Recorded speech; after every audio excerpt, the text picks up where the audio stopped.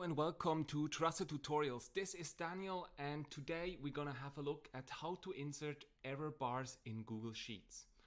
So for this I prepared an example. I have monthly sales between January and December. What I would now like to do is first to create a graph and then to display error bars for each of the months. The first thing I do is I just gonna mark both of the columns. And then I click on Insert in the menu and I select Chart. Once I've done that, Google Sheets automatically creates a chart. It's a line chart, which is already great, but I would like to have a bar chart. That's why I click on the chart type and then I select the bar chart or the column chart. So now I have the sales between January and December. What I do next in order to display the error bars is I go on Customize and then I click on Series and then I just scroll down. And there you have one of the menu items with a checkbox, which is error bars. I just click on it and the checkbox is marked.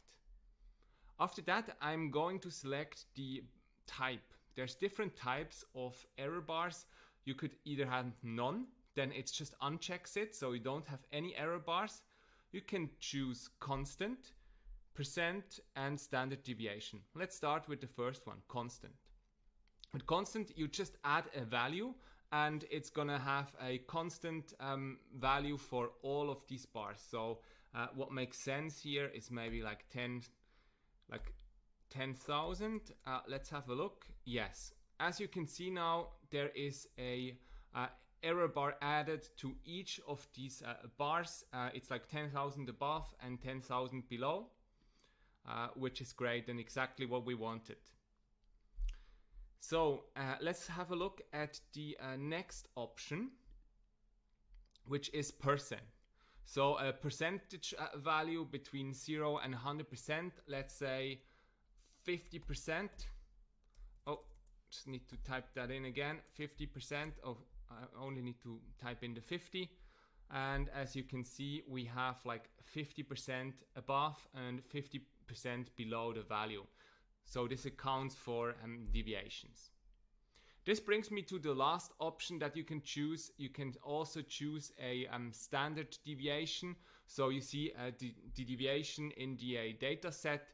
Usually a value between 0 and 5 and 1 makes sense. Let's type in 0.7 as an example. And you can see also clicked on the trend line.